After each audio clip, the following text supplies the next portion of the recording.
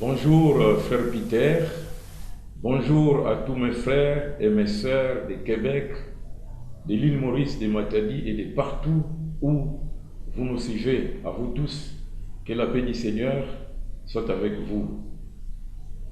Oui, oui, oui, nous nous portons tous bien ici à Matadi et la communauté dans l'ensemble euh, évolue bien. Tout, en tout cas tout, se passe bien pour la gloire de Dieu.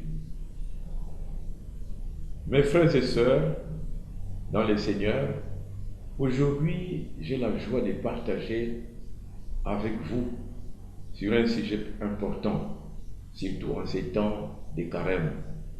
Il s'agit du jeûne. Nous allons essayer de parler un peu du jeûne qui est un des piliers du temps de carême.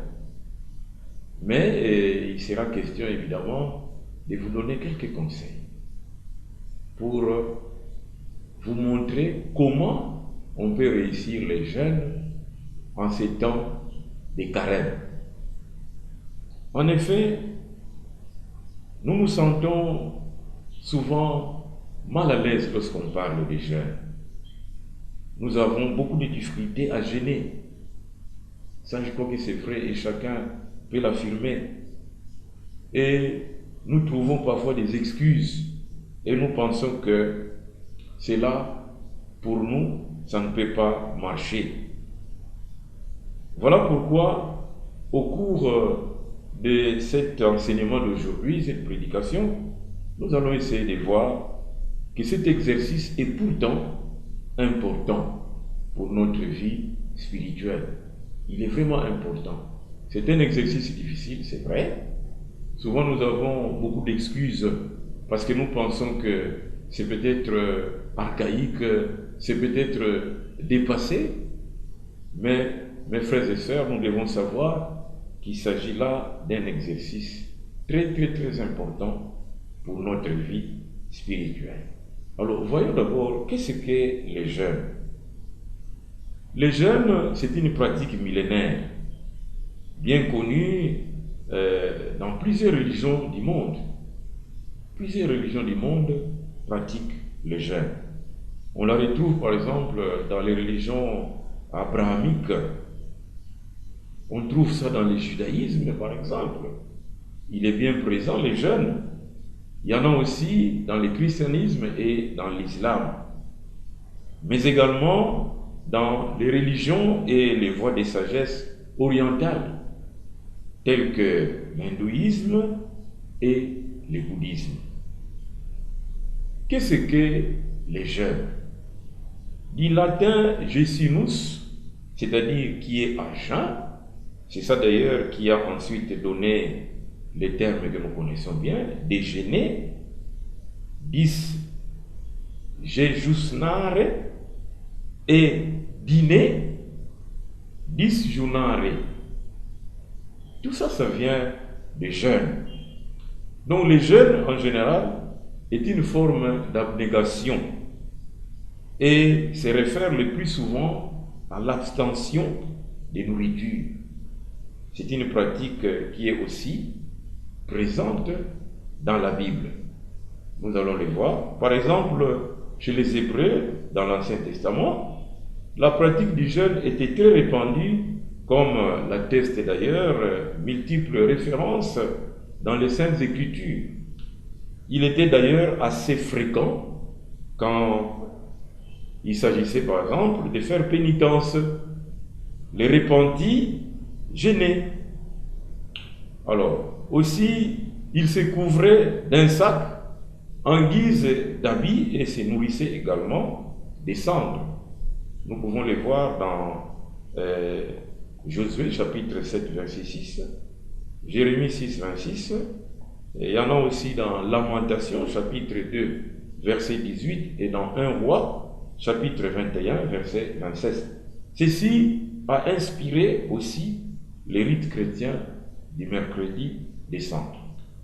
Alors, nous trouvons ça aussi dans le Pentateuque, dans Exode 34 verset 28, Deutéronome 9, 9 à 18. Le Pentateuque raconte les deux jeûnes de 40 jours et des 40 nuits observées par Moïse. Par exemple, lors de son premier jeûne, alors qu'il était sur la montagne avec Dieu, Moïse aurait reçu 2 tables de la loi, c'est-à-dire les 10 commandements que nous connaissons. Mais aussitôt descendu, il voulait partager avec son peuple ce qu'il venait de recevoir. Il découvrit qu'Israël adorait un veau d'or. Alors il sera pris de rage. Moïse va briser les 2 tables de la loi et brûla les veaux d'or. Alors il va implorer alors le pardon de Dieu. Il va demander pardon à Dieu pour son peuple.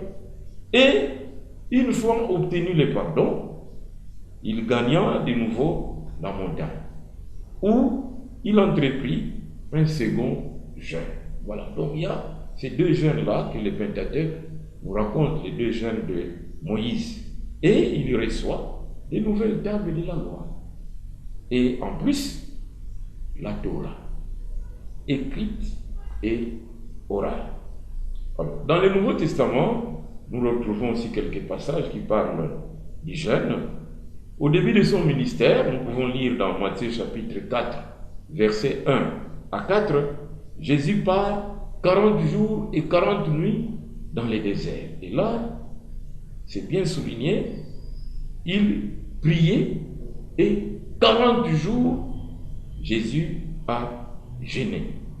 Là, il était conduit au désert par l'Esprit Saint, où il est allé prier.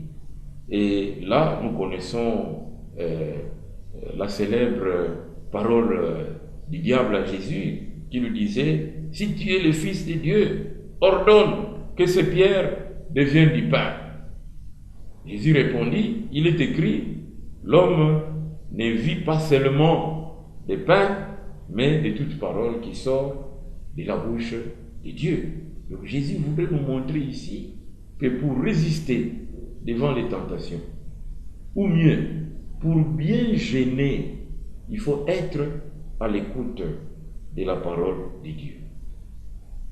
Dans les sermons sur la montagne, après avoir délivré son enseignement sur la prière et l'aumône, Jésus délivre aussi un enseignement sur le jeûne. Et là d'ailleurs, il peut dire ceci, quand vous jeûnez, ne prenez pas un air triste comme les hypocrites qui se rendent les visages défaits pour montrer aux hommes qu'ils jeûnent. Moi, je vous le dis en vérité, ils reçoivent leur récompense. Mais vous, quand vous jeûnez, toi, quand tu jeûnes, parfume ta tête, lave ton visage, afin de ne pas montrer aux hommes que tu jeûnes. Mais ton Père qui est là, haut, dans les secrets, lui, ton Père, qui voit tout dans les secrets, te les rendra. Voilà ce que Jésus nous dit sur le jeûne. On peut lire ça dans Matthieu, chapitre 6, versets 16 à 18. Puis, plus loin, toujours dans Matthieu chapitre 6, versets 9 à 21, Jésus dit ceci, « Ne vous amassez point de trésors sur la terre, où la mythe et les vers consument, où les voleurs percent et cambriolent, mais amassez-vous des trésors dans le ciel, car là où est un trésor, là aussi est ton cœur. » Matthieu 6, 19 à 21. Donc là où il y a notre trésor, c'est là qu'il y a dans notre cœur. Si notre trésor, sont les réalités d'en haut, ça veut dire que notre cœur est aussi là. Frères et sœurs, nous voyons aussi cela dans l'histoire de l'Église. Ici, on peut dire par exemple qu'à l'origine, les jeunes permettaient aux catéchumènes de les accompagner vers le baptême, qu'ils recevaient lors de la vigile pascale. Cette pratique ascétique leur offrait la possibilité de faire un retour sur eux-mêmes à travers un processus de purification physique et spirituelle. Nous voyons là que les jeûnes étaient très importants, surtout pour les catéchumènes, parce que ça leur permettait justement de se purifier. Se purifier physiquement, mais aussi se purifier intérieurement. Mais ici, nous devons souligner qu'au fil des siècles, le jeûne était aussi pratiqué dans l'Église comme on imaginait, c'est-à-dire dans le sens des privations de nourriture. Mais quelque temps après, on a imaginé que le jeûne peut aussi s'appliquer à toutes ces choses, mes frères et sœurs, qui remplissent nos vies et qui ne sont même pas essentielles. C'est dire que dans nos vies, par exemple, dans nos âmes, et surtout dans nos corps, il y a une sorte de boulimie. Cette boulimie qui consiste à remplir notre vie de choses qui ne sont pas de Dieu. Et Monseigneur Macaire peut d'ailleurs souligner que cette boulimie-là est une véritable idolâtrie. Idolâtrie qui pousse l'homme à chercher consolation dans les choses sensibles, dans les choses inutiles. On cherche consolation, on cherche sa sécurité, on cherche des solutions dans les choses qui sont tout à fait sensibles.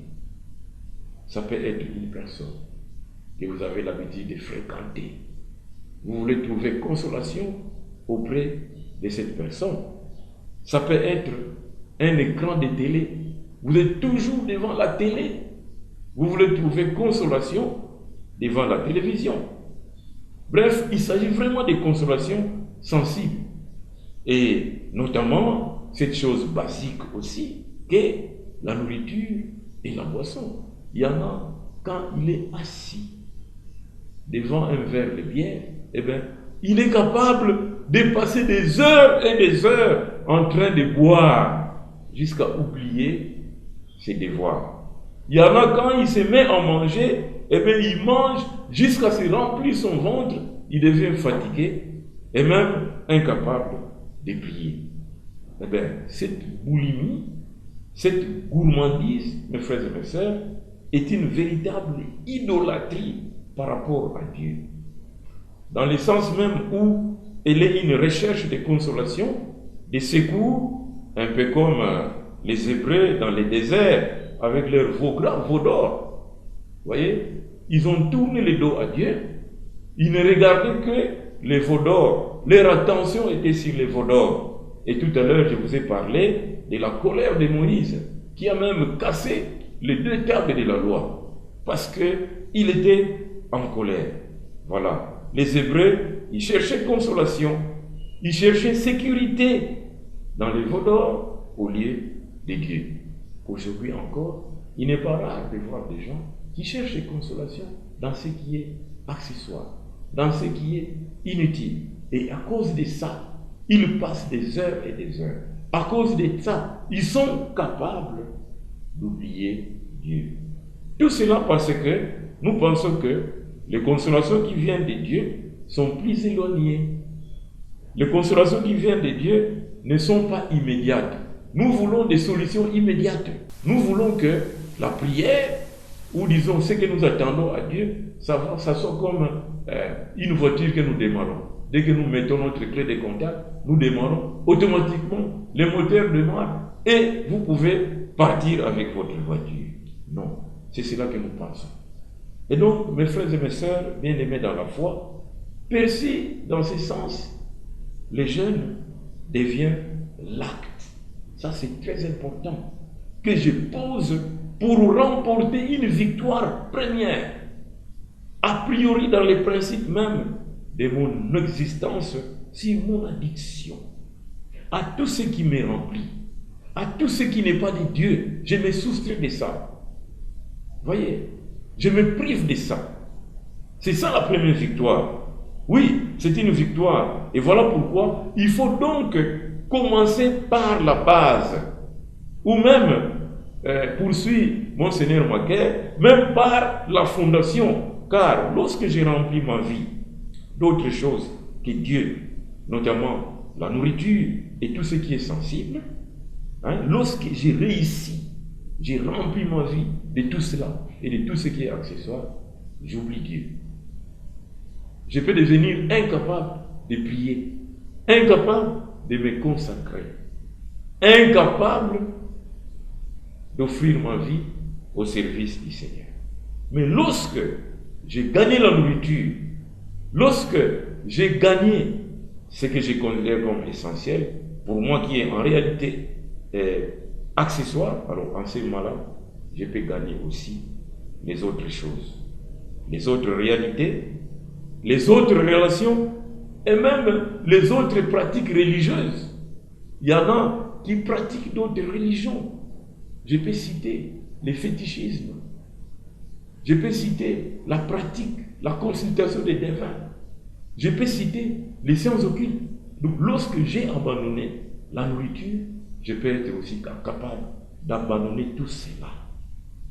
Voilà pourquoi je peux souligner que les jeûnes, c'est la première victoire sur tous les esclavages de notre vie. C'est la première victoire. Esclavage de nos passions, esclavage de nos pulsions. Lorsque nous avons réussi cela, alors en ce moment-là, nous pouvons consacrer notre vie totalement au Seigneur. C'est ainsi que les jeunes ne se limitent pas seulement au fait de se priver de nourriture. Je crois que nous l'avons compris. Mais il va plus loin. Les jeunes signifient aussi se priver d'autres choses pour les offrir à Dieu. Par exemple, s'abstenir de tout ce qu'on mange. Par exemple, boudin, fromage, alcool. Mais il y a également des choses comme jeûner du temps, les temps qu'on passe devant les smartphones. Vous voyez, combien de temps on passe devant les smartphones? On peut jeûner de la télévision, on peut jeûner du tabac, on peut jeûner de plein de choses. Vous voyez, on peut jeûner des promenades inutiles. C'est comme pour dire, c'est à chacun de choisir. C'est à chacun de penser. C'est à chacun de réfléchir en âme et en conscience ce dont il peut se débarrasser dans sa vie et ce dont il devrait nécessairement se passer dans la vie. À chacun de voir ça. Qu'est-ce qui t'empêche vraiment de servir ton Dieu? Ce qui est sensible, ce qui est extérieur. Qu'est-ce qui t'empêche de te mettre au service de ton Dieu? Ou bien, qu'est-ce qui t'empêche vraiment d'entrer dans la prière? Eh bien, tu peux prendre une décision pour gêner, à te priver de tout cela, pour donner la place à Dieu. Voilà, c'est cela qui est essentiel. Donner la place à Dieu. Revenir à l'essentiel. L'essentiel, c'est Dieu. Et pour rappel, nous le savons d'ailleurs, que le carême est un temps pour se rapprocher de Dieu. Voilà pourquoi chacun est invité pendant ces temps de carême à se choisir quels est les jeunes qu'il trouve qui peuvent vraiment l'aider à se rapprocher de Dieu.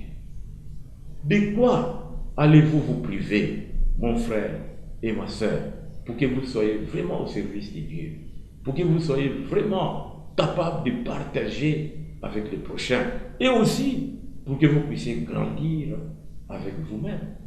Donc l'on peut retenir ici que les jeunes ne concernent pas seulement les choses essentielles, c'est plutôt des choses dont nous avons besoin de manière vitale, mais ils concernent ce qu'il y a de superflu en nous. Ça ne concerne pas du tout des choses essentielles, mais ce qui est superflu. Et justement, les jeunes nous permettent de nous libérer du superflu. Ça nous permet de nous débarrasser de tout ce qui est accessoire, de tout ce qui est, je dirais, inutile, afin de nous concentrer, afin de nous recentrer sur ce qui est le cœur de notre existence. Cela nous permet de nous recentrer sur nous-mêmes, sur les autres et sur Dieu. Ainsi donc, frères et sœurs, comme nous les voyons, les jeûnes nous permettent d'entrer d'abord en communion avec Dieu, de retourner à Dieu, en communion avec ceux qui n'ont pas les choses dont nous nous privons, que nous soyons capables de partager cela avec eux. Mais aussi, les jeûnes peuvent nous faire du bien nous-mêmes, dans notre vie personnelle. Ça peut nous faire du bien, grandir spirituellement, cultiver la modération, être capable de se priver de quelque chose, se maîtriser de se priver de quelque chose au profit du choix qu'on a opéré. Voilà, c'est cela que nous devons rechercher dans notre vie. Donc tout cela, il s'agit de fournir un effort, de mettre des choses de côté, afin d'offrir son cœur à Dieu, afin de faire place nette, comme lorsqu'on invite quelqu'un de plus important dans notre maison. Eh bien, qu'est-ce qu'on fait? On débarrasse. Qu'est-ce qu'on fait? On range tout pour qu'on puisse l'accueillir pleinement. Voilà ce que je peux appeler, moi, la raison principale du jeûne dans la vie d'un chrétien. Donc, le jeûne, c'est finalement cette pause qu'on peut opérer dans sa vie. Le jeûne devient finalement une expression de notre foi. Pour dire, si on réussit à se débarrasser de tout ce qui nous encombre, alors il devient possible de donner du temps à autre chose, notamment aux prochains, aux autres, mais aussi à Dieu.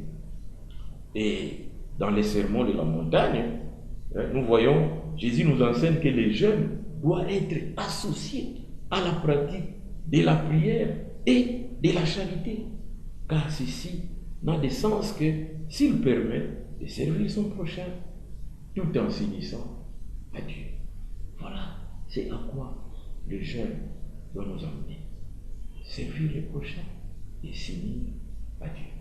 Il s'agit donc d'un effort régulier, de purifier son cœur, de purifier son esprit. Ce que nous ne dépendons pas pour nous-mêmes doit être ce que nous ne dépensons pas pour nous-mêmes. Nous nous privons de cela. Cela doit être dépensé pour les autres. Cela peut être sacrifié pour Dieu. Voilà pourquoi, pendant les temps de carême, il est bon de jeûner.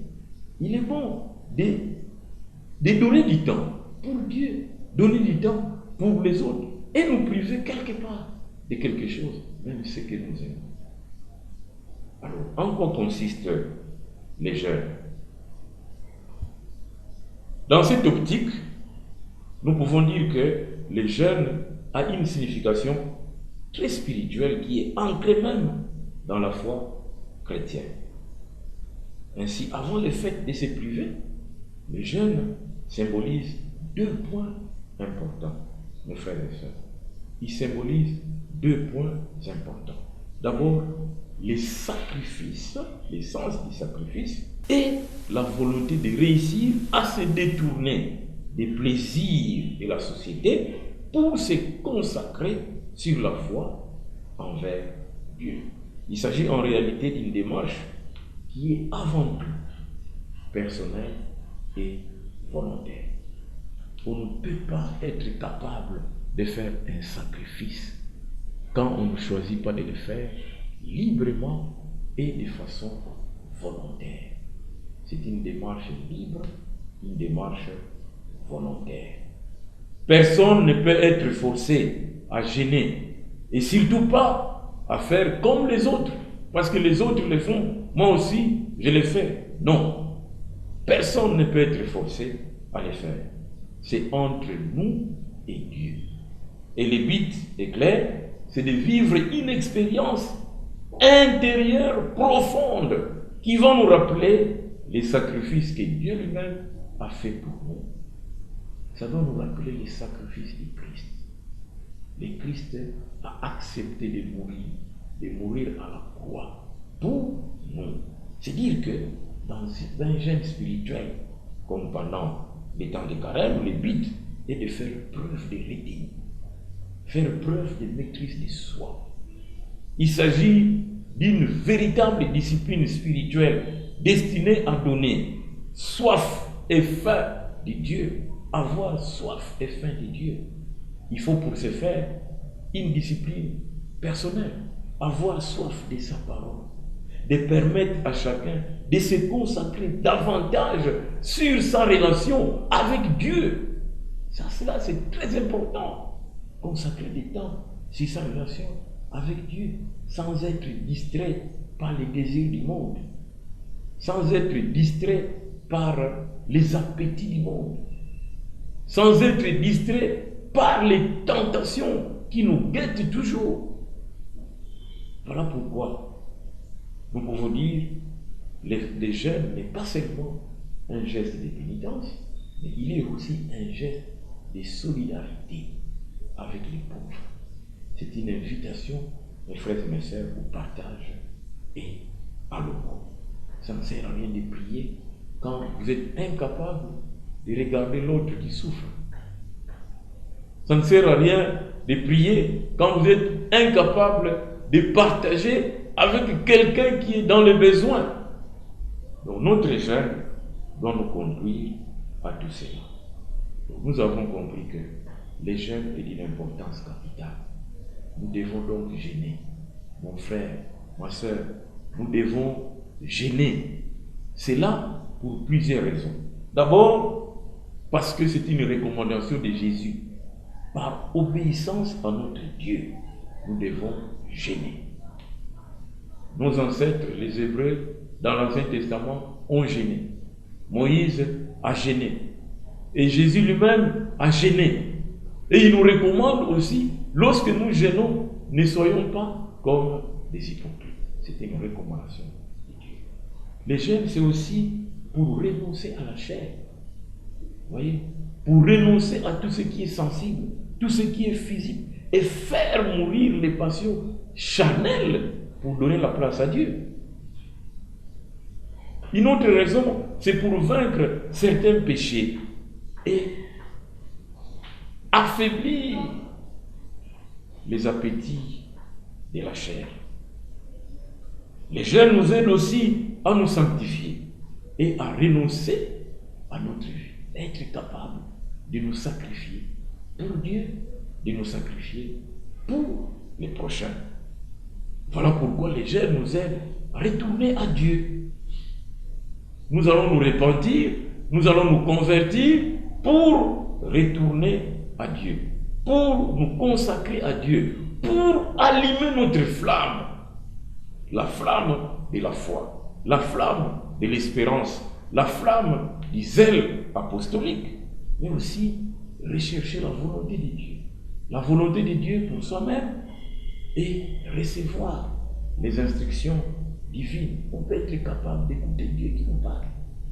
On peut être capable de recevoir sa parole, donner la place à la parole de Dieu et développer une vie de sobriété. Vous voyez, on nous appelle à la pauvreté évangélique. On peut développer cela grâce aux jeûnes, ces jeûnes que nous pratiquons volontairement, avec amour et avec engagement. Bref, les jeûnes deviennent finalement un temps spécial de prière pour rendre un culte agréable à Dieu et être capable de percevoir les besoins de l'autre et rechercher les réalités d'en haut. Donc voilà un peu les raisons pour lesquelles nous devons jeûner, mes frères et mes sœurs. Maintenant, comment nous pouvons réussir les jeûnes? Comment vous, mon frère, vous, ma sœur, vous pouvez réussir votre jeûne? La première chose, comme je disais tantôt, c'est quelques conseils que nous allons essayer de retenir pour réussir les jeûnes pendant ces temps de carême. Il faut d'abord savoir de façon concrète. Il ne faut pas s'engager au jeûne, et surtout à un jeûne prolongé, sans une préparation spirituelle. Il faut d'abord se préparer spirituellement, se préparer psychologiquement, être bien disposé. Mais aussi sans se juger médicalement, pour savoir si c'est contre-indiqué. Vous êtes malade, vous ne devez pas passer par exemple toute une journée sans manger. Il faut tenir compte de ça. Il faut juger, sinon vous n'allez pas réussir dans votre jeûne. Aussi, avant de commencer son jeûne, il est important de savoir pourquoi nous le faisons. Vous allez jeûner. Pourquoi? Et quel est le sens que nous voulons donner à cette période de jeûne? Vous ne faut pas jeûner pour le plaisir de jeûner. Vous devez savoir pourquoi. Vous devez savoir quel est le sens que vous donnez à cela. Donc c'est une période qui est tout à fait personnelle, qui ne regarde que vous. Vous devez vous juger. Vous devez savoir pourquoi vous le faites. C'est important. Vous devez vous préparer personnellement. Sans cette préparation personnelle, sans cette disposition psychologique, sans se juger, il est difficile de réussir votre jeûne. Et surtout, ça ne sert à rien de faire comme son entourage. Parce que les autres jeûnent, moi aussi je vais jeûner. Non, c'est moi. Je dois me connaître. Je dois connaître mes obligations. Je dois connaître ce dont je suis capable de faire réellement pour réussir les jeûnes. Donc, il n'est pas obligatoire de faire comme tout le monde. Il n'est pas obligatoire de choisir les jeûnes que votre frère a choisis ou votre soeur. Non, vous devez tenir compte de vous-même, vous juger vous-même et faire un choix. Un choix qui peut vous aider à aller plus loin. Souvent, nous gênons de quelque chose peut-être que nous aimons beaucoup, pour nous mettre à la place de Jésus lorsque lui a jeûné pendant 40 jours. Alors maintenant, vous devez aussi vous demander, qu'est-ce que vous aimez le plus? Et ce que vous aimez vous empêche parfois de prier, vous empêche parfois de vous consacrer à la méditation de la parole de Dieu, vous empêche même parfois d'aller à l'église, d'aller à la prière. Donc il faut un temps de réflexion. Vous voyez? Il faut un petit discernement. Nous avons vu pendant 40 jours comment Jésus a été tenté. Pendant 40 jours, comment Satan plutôt était aux côtés de Jésus. Il voulait à tout prix perturber son plan. Nous aussi, nous devons le savoir. Lorsque nous allons nous décider de jeûner, pendant ces temps de carême, Satan est là. Il nous poursuit.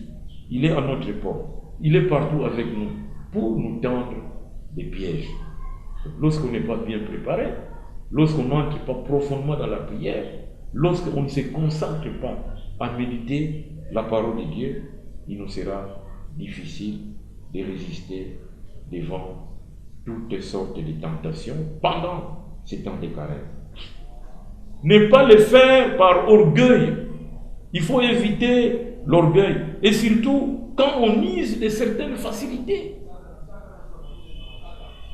Il y en a qui voudraient à tout prix que tout le monde sache que lui, il est en train de jeûner. Non. C'est une aventure entre vous et votre Dieu. Ça ne sert à rien de se faire voir aux hommes. Jésus nous donne d'ailleurs ces conseils-là. Quand il s'agit de jeûner des crans ou d'autres choses qui pourraient vous rendre esclaves, surtout quand le jeûne de nourriture est contre-indiqué, eh bien, il faut bien savoir pourquoi j'ai choisi cela. Je viens de le dire tantôt. Il faut être sûr que ce que vous choisissez va vous aider vraiment, va vous aider réellement à retourner à Dieu, va vous aider réellement à mettre à profit votre temps de prière. Il faut aussi jeûner en pensant aux autres qui souffrent. Quand vous vous privez de nourriture, par exemple, il faut être capable de partager avec les autres ceux qui souffrent. Vous devez connaître ces personnes-là. N'hésitez pas d'aller vers eux. N'hésitez pas de leur proposer ce que vous-même, vous avez voulu librement mettre de côté dans le seul but d'aider. Il faut que cela soit accompagné d'un aspect de sacrifice. Je me sacrifie pour l'autre. Je me sacrifie pour les biens de l'autre. Quand il s'agit de jeûner en nourriture, eh bien, il faut se choisir peut-être des jours, il faut se choisir peut-être des moments. Si l'Église, par exemple, nous demande de jeûner le vendredi, chaque vendredi, si tout se privé de viande rouge, et les mercredis de cendre, et les vendredis saints, il faut jeûner. Ça, c'est l'Église qui nous le demande. Maintenant, vous-même, par votre propre volonté, vous pouvez vous choisir un autre jour de jeûne. Mais moi, je vous conseillerais de ne pas choisir les dimanches, parce que les dimanches, dans notre Église, nous célébrons la passion de notre Seigneur Jésus-Christ. Pour réussir son jeûne, mes frères et mes sœurs, il faut avoir la foi.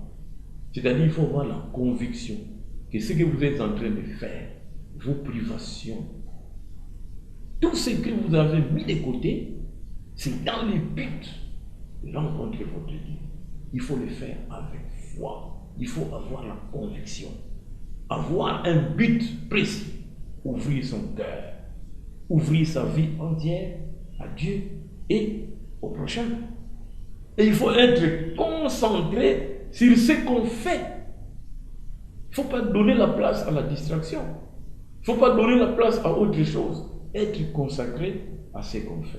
Souvent, nous aimons faire beaucoup de choses au même moment. Vous êtes là, vous êtes là. Non. Quand il s'agit de jeûner, c'est un temps que vous consacrez à votre Dieu. Mettez tout de côté. Oubliez tout. Mettez-vous à l'écart. Jésus lui-même est allé même au désert. Un endroit aride, sec. Il est allé là pour prier. Il est allé là pour entrer en contact avec son Père. Il faut aussi se livrer des penchants mauvais. Comment toi tu vas gêner? Tu consacres un temps de jeûne, mais tu as des mauvaises pensées vis-à-vis de tes frères. Tu vas consacrer un temps de jeûne, mais toi, tu as des mauvais projets dans ton cœur. Non, il faut se libérer de tous ces penchants mauvais. Vous avez des modalités de jeûne, vous devez respecter cela. Si vous dites que je jeûne toute la journée, il n'y a pas de négociation. Vous jeûnez toute la journée. Il faut commencer et terminer. Il faut aller jusqu'au bout, pas s'arrêter à mi-chemin. Aussi, il faut de la discipline personnelle.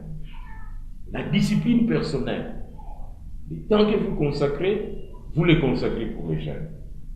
La discipline dans ses propos, n'est pas tenir n'importe quel propos, être et rester connecté à Dieu, avoir les soucis, l'amour du prochain et avoir les soucis de grandir soi-même.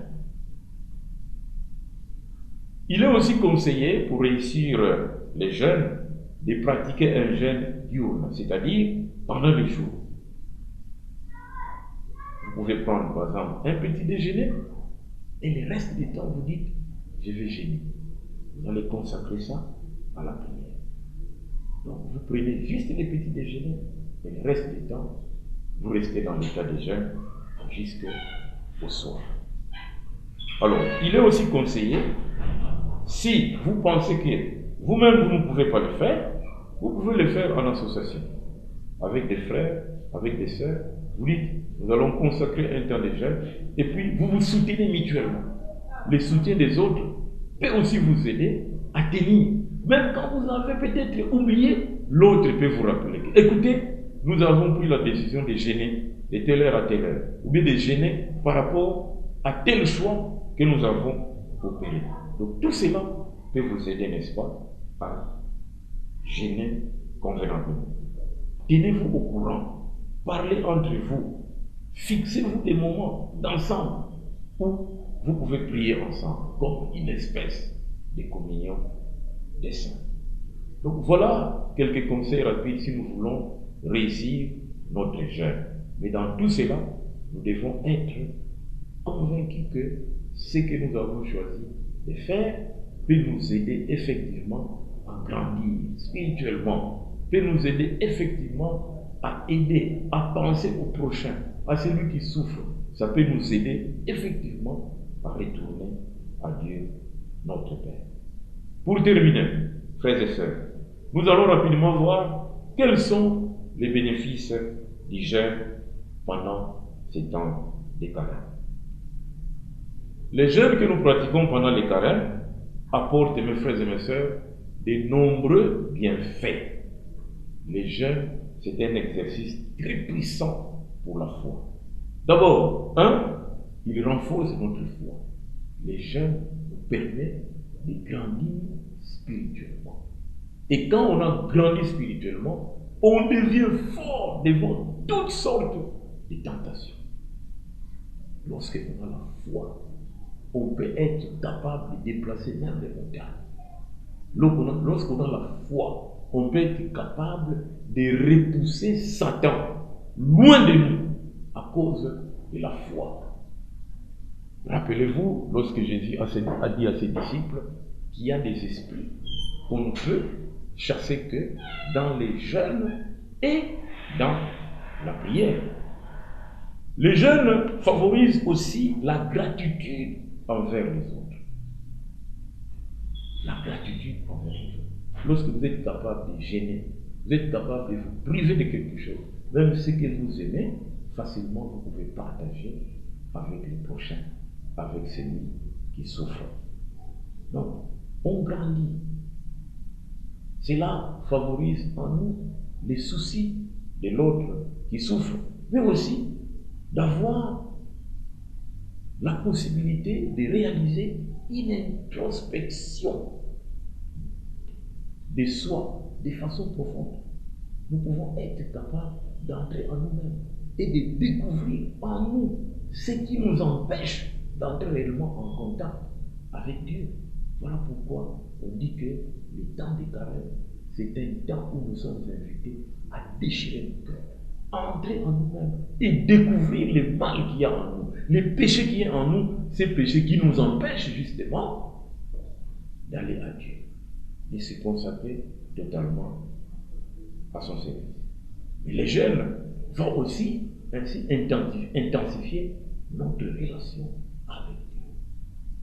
Nous allons alors nous sentir plus proches de lui, plus proches de Dieu.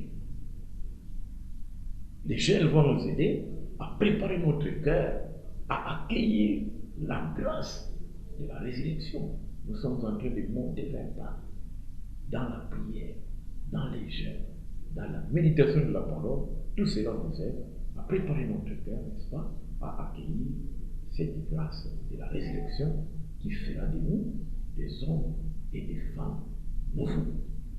Ce qui fera de nous des véritables témoins de la mort et de la résurrection de Jésus. Demandons au Seigneur de nous aider à comprendre l'importance du jeûne dans notre vie.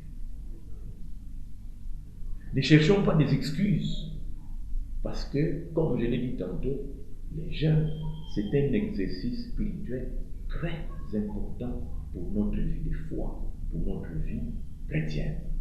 Le jeûne peut nous rapprocher de Dieu. Le jeûne nous rapproche du prochain.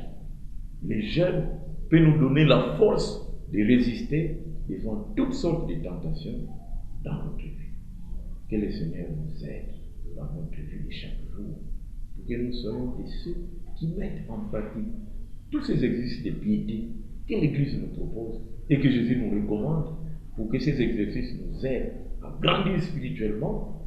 Et une fois que nous avons grandi spirituellement, nous serons de ceux qui recherchent d'abord les réalités d'en haut et des gens qui savent, qui sont convaincus que le reste nous sera donné.